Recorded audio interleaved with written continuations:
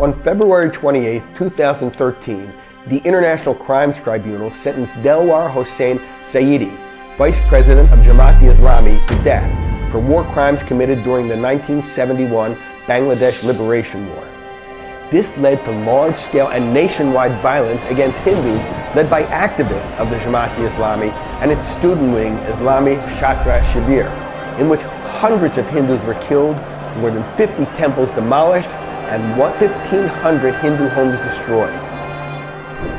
Now, a few months before that, in December 2012, Bangladeshi Home Minister Muhyiddin Khan Alamgir had questioned my right as a foreign citizen to raise the issue of the abduction of a 23-year-old Hindu woman, Edi Biswas, from Bagarhat in southwestern Bangladesh.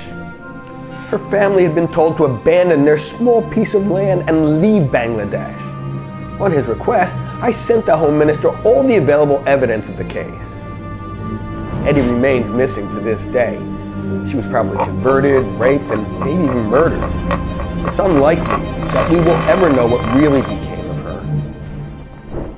Pakistan's 1951 census, the first taken after the large population transfers that accompanied partition, found Hindus to be about a third of the East Pakistani population. When Pakistan became Bangladesh in 1971, they were just under a fifth.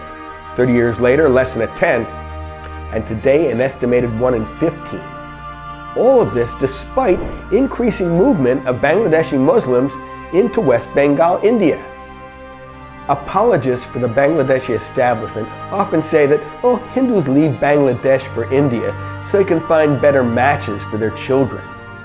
But as someone who has spent several years working with refugees from Bangladesh, I can tell you that none of them ever said they left their home country for better marital prospects. The disappearance of Bangladesh's Hindus has come about through continuous human rights atrocities that regularly include murder, rape, including gang rape, child abduction, forced conversion, religious desecration, and more.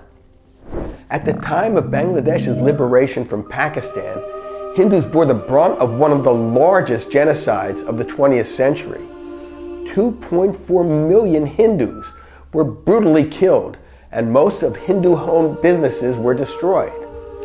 Since then, remaining Hindus of Bangladesh have been at the receiving end of incessant and horrific violence at the hands of Islamists, a constituency that's gained a lot of power in the country. Every year since then, different parts of Bangladesh have witnessed organized violence against the Hindus. According to BJHM, an alliance of Hindu organizations in Bangladesh, in 2017 alone, 107 Hindus were killed, 31 abducted, 23 went forced conversion, 25 Hindu women were raped, and 235 temples were vandalized.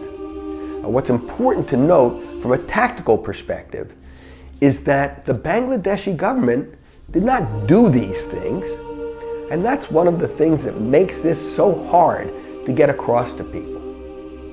There are no concentration camps in Bangladesh, no gulags, no killing fields, no Hitler or Stalin. But do you think that matters to the millions of victims? Of course not. The Bangladeshis are guilty because government after government has created a culture of impunity that allows crimes against Hindus to go unpunished.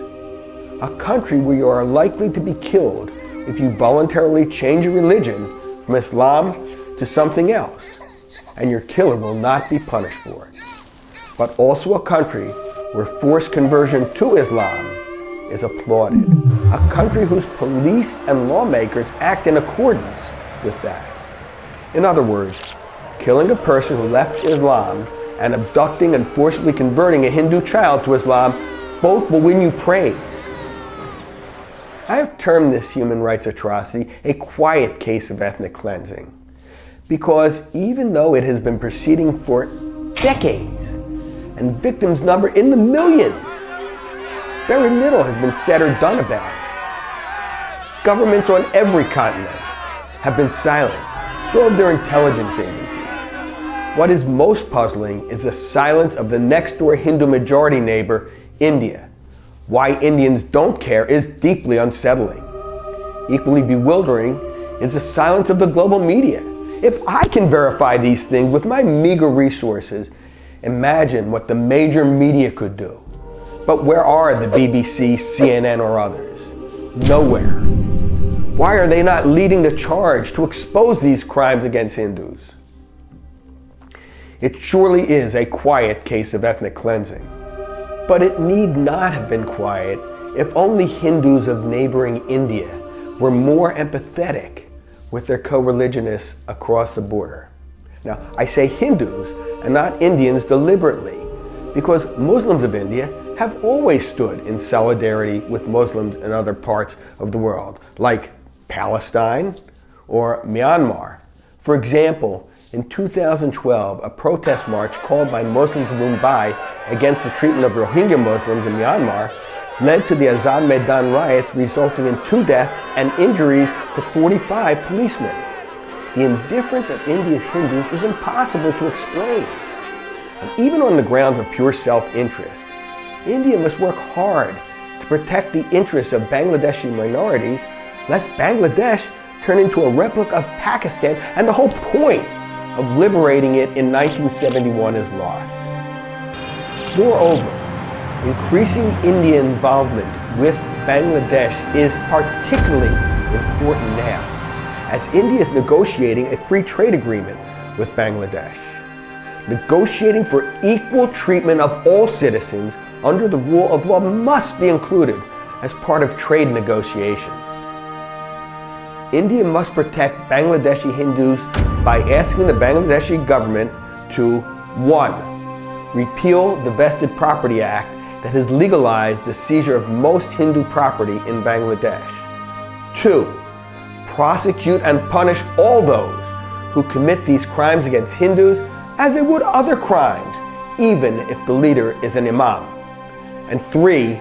Sack any police or government employees who participate in cover-ups or in any way refuse to prosecute or punish the criminals. What is happening in Bangladesh is a quiet case of ethnic cleansing.